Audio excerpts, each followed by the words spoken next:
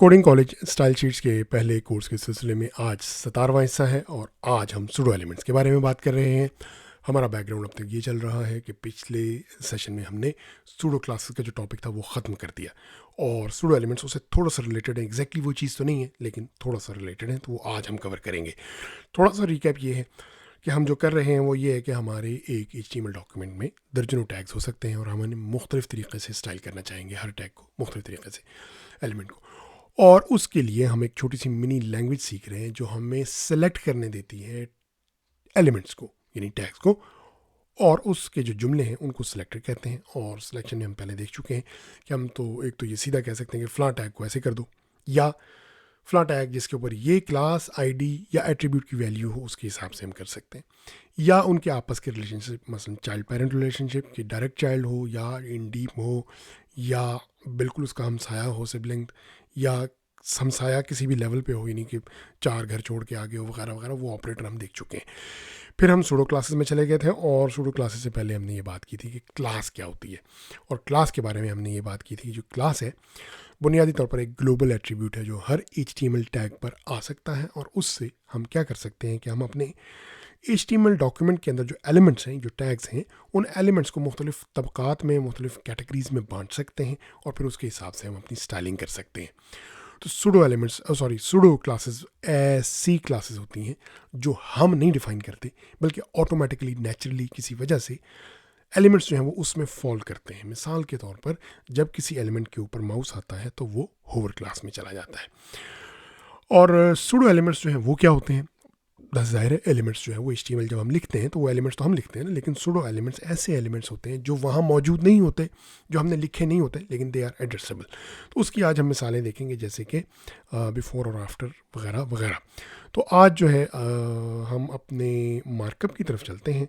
Markup जो है वो अभी एक ब्लैंक स्लेट है और मैं जो है इसको आपके सामने रखता हूँ। मार्कअप बहुत सिंपल है, सिर्फ एक पैराग्राफ है और उस पैराग्राफ के अंदर सिर्फ एक लिंक है और एक स्पैन है।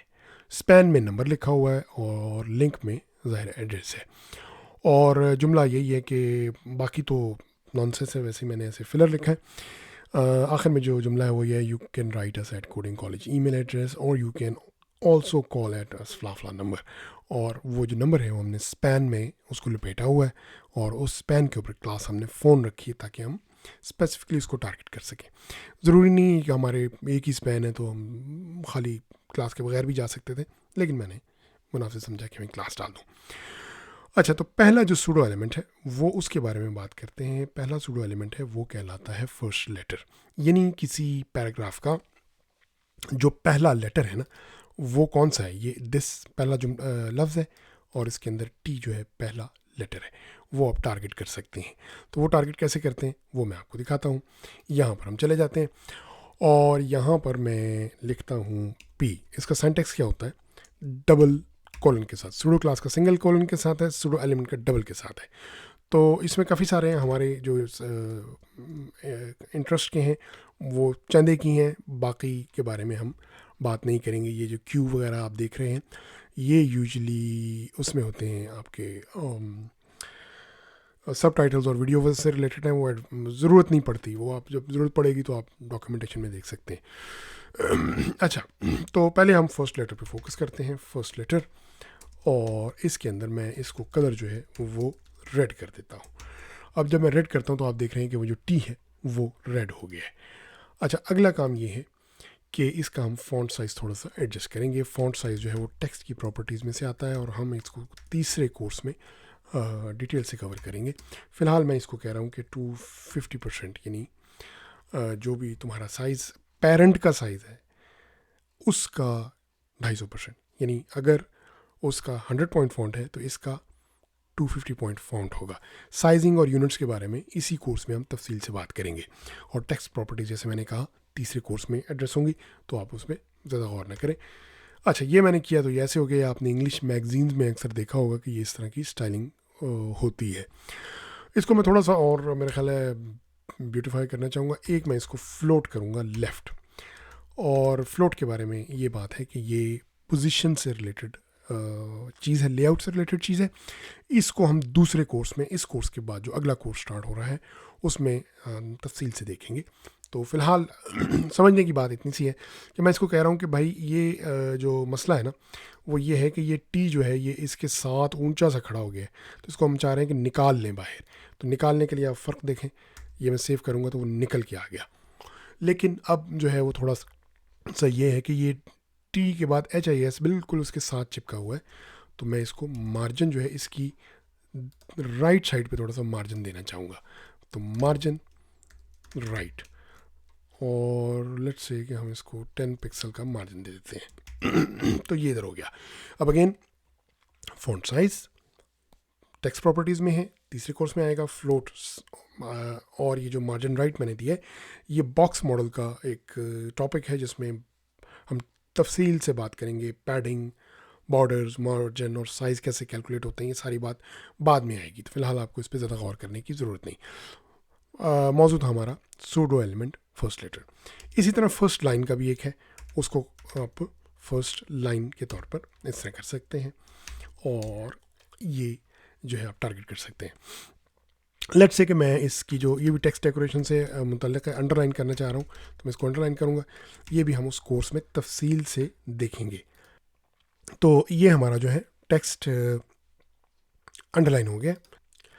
अच्छा, जो अगले हैं ना वो बड़े दिलचस्प हैं। सूडो एलिमेंट्स वो कहलाते हैं किसी एलिमेंट के साथ बिफोर और आफ्टर। यानी अगर आप अपनी HTML देखें तो उसके अंदर जो ये हमारा कंटेंट है, जैसे ए है तो इसके पीछे कुछ है ना, मतलब ये पीछे टेक्स्ट लिखा हुआ है और फिर ये ए आता है और फिर उसके बाद फिर टेक्स्ट शुरू होता है। तो ये हमारे दो सूडो एलिमेंट्स होते हैं, वो कहलाते हैं बिफोर और आफ्टर। तो उसमें क्या आप कर सकते हैं कि हम बिफोर और आफ्टर को भी टारगेट कर सकते हैं। और उसका अमूमन जो इस्तेमाल होता है ना वो ये होता है कि एक कंटेंट की प्रॉपर्टी होती है CSS में, इसको हम दोबारा भी टच करेंगे जब लिस्ट के बारे में हम बात करेंगे। ये मेरा कोशिश होगी कि तीसरे कोर्स में मेरे ख्याल हम इसको टच करेंगे डिटेल में। तो हम कंटेंट जो है ना वो इंसर्ट कर सकते हैं। मैं आपको मिसाल दिखाता हूँ। मैं ये जा रहा हूँ कि ये जो कोडिंग कॉलेज का लिंक है ना इसका, क्योंकि ये ईमेल है तो एक आइकन सा बना है। तो आइकन जो है ना वो मैंने यूनिकोड का स्माइली जो है ना वो कॉपी किया हुआ है, आजकल जैसे फ़ोन में भी होते हैं तो ये वही है। तो मैं क्या करूँगा कि वो कैरेक्टर मैंने कॉपी किया हुआ है, तो पहले मैं इसको पहले हम टारगेट करते हैं और मैं ये लिखूँगा कि ए के बाद पहले हम लिखते हैं कंटेंट। ठीक है, अब कंटेंट में आप कुछ भी लिख सकते हैं। मतलब मैं ये लिख सकता हूँ, फ़र्ज़ करें मैं उर्दू में जमील लिख देता हूँ। अब आप देखें वो जमील मार्कअप में कहीं नहीं है, HTML में नहीं है, लेकिन वो जमील आ गया है। तो ये जो है ना बुनियादी तौर पर स्टाइलिंग के लिए इस्तेमाल हो सकता है, इसका ये फ़ायदा है। तो मैं यहाँ पर यही करूँगा, मैंने ये एक आप गूगल पर सर्च कर लें क्या कहते हैं इमोजी पिकर या इस तरह से, तो वो आपको ये इमोजी मिल जाएगी। यहाँ पर ये क्लियर नज़र नहीं आ रही, लेकिन जब मैं इसको सेव करूँगा तो आप देखेंगे कि ये इस तरह से एक ये चीज़ नज़र आ रही है। और ये मुझे थोड़ा सा अच्छा नहीं लग रहा, तो मैं इसको जो है ना ये आफ्टर वाला जो है, ये चूँकि आफ्टर है ना तो इसकी लेफ़्ट साइड पे, बाएं साइड पे थोड़ा सा गैप दे लेते हैं ताकि ये थोड़ा सा बेहतर लगे। तो मार्जिन लेफ़्ट, जैसे मैंने कहा ये सेकंड कोर्स में मार्जिन वगैरह की बात हम तफसील से करेंगे। इसको मैंने सेव कर दिया तो आप देखें वो उसके साथ थोड़ा सा डिस्टेंस बन गया है। अच्छा, इसी तरह जो है ना वो बिफ़ोर वाला है। तो बिफ़ोर में हम ये करते हैं कि हम इसी तरह एक आइकॉन जो है ना ये फ़ोन नंबर से पहले लगा देते हैं। हम जो है कोशिश करते हैं कि हम स्पैन से जो बिफ़ोर है वो पहले मैं आपको कंटेंट दिखा देता हूँ और उसमें लिख देता हूँ, फ़र्ज़ करें फ़ोन के लिए मैं जो है ना दिस इज़ फ़ोन कर देता हूँ। ये देखें वो दिस इज़ फ़ोन उसके अंदर आ गया, लेकिन ये हम नहीं चाह रहे। हम वही काम करते हैं कि मैं इमोजी पिकर से एक इमोजी जो है वो कॉपी करके यहाँ कर देता हूँ। अब आप देखें तो इसके साथ ये इमोजी आ गई है। इसका मेरा ख्याल है कि फ़ॉन्ट साइज़ जो है ना वो थोड़ा सा हम इंक्रीज़ कर देते हैं, 110% कर देते हैं। May be it looks little better. ठीक है, ये 120 कर देते हैं, उसके बराबर हो गया। और मुझे ये थोड़ा अच्छा नहीं लग रहा, तो ये इनके दरमियान गैप मेरे ख्याल से होना चाहिए। तो ये जो बिफोर है ना जो कि, तो इसकी राइट साइड पे यानी इस साइड पर थोड़ा सा मार्जिन देने की कोशिश करते हैं। मार्जिन राइट जो है वो आपका 5 पिक्सल हो गया। तो अब वो देखें थोड़ा सा नीट हो गया। तो ये जो है ना सूडो एलिमेंट्स हैं। आप इसकी डॉक्यूमेंटेशन मैं लिंक डिस्क्रिप्शन में डाल दूंगा, देख सकते हैं। लेकिन मेरे ख्याल से these are the most useful, first letter first line. और उर्दू के कॉन्टेक्स्ट में तो ख़ास तौर पे फर्स्ट लेटर की तो कभी ज़रूरत नहीं पड़ेगी। ये ज़रा लैटिन की कन्वेंशन है, हमारे यहाँ इस तरह से होता नहीं है। जो हमारा लफ्ज़ वो जो कि स्क्रिप्ट है वो कर्सिव है, यानी कि जोड़ के लिखा जाता है, कलम उठाते नहीं हैं हम। तो उस वजह से जो हर्फ है ना, लेटर जो हैं वो सेपरेट ही नहीं होते, तो ये हमारे उसमें यूज़फुल नहीं है। हाँ इंग्लिश में है ये। जो मैंने आपको चीज़ दिखाई है ये प्रिंटेड मैगज़ीन में अगर आप देखें ना, तो वो प्रिंटेड मैगज़ीन्स में आपको काफ़ी नज़र आएगी। और अखबारों में भी मेरे ख्याल है ये पाकिस्तान के तकरीबन किसी भी अखबार में एडिटोरियल यूजुअली वो फर्स्ट लेटर जो है ना वो बड़ा होता है। फर्स्ट लाइन भी इतना कोई यूज़फुल नहीं है, वो हो भी सकता है सिचुएशन बिफोर और आफ्टर का ये कुछ थोड़ा सा यूज़ या अब्यूज़ मैंने आपको दिखाया है। यूजुअली इसका मकसद जो होता है वो कुछ ऐसा कंटेंट या डेकोरेशन इंसर्ट करना डॉक्यूमेंट में, उसका मकसद होता है।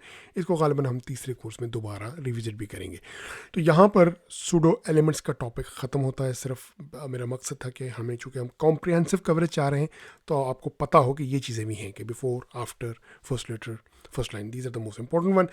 और यहीं पर हमारा जो है वो सिलसिला ख़त्म होता है। सेलेक्टर लैंग्वेज हमारी सारी कवर हो गई है इंक्लूडिंग सूडो एलिमेंट्स। अब हम सब कुछ टारगेट कर सकते हैं, सेलेक्ट कर सकते हैं।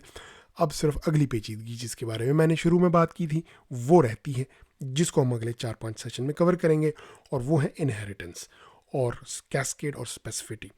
इन तीन ही चीज़ों की वजह से CSS मुश्किल है। और 4-5 चीज़ें आपको गिनवाता हूँ जिनकी वजह से CSS ज़रा कॉम्प्लिकेटेड है। नंबर 1 जो है वो यही कैस्केड इनहेरिटेंस स्पेसिफिटी। क्यों, अभी ये आज ही बात करेंगे। और दूसरा CSS के यूनिट्स, जो रिलेटिव यूनिट्स हैं, वो भी इसी कोर्स में बात करेंगे। जो तीसरी वजह है वो बॉक्स मॉडल का, और उसमें भी जो मार्जिनस है ना उनका थोड़ा सा कॉम्प्लिकेशन है, वो है।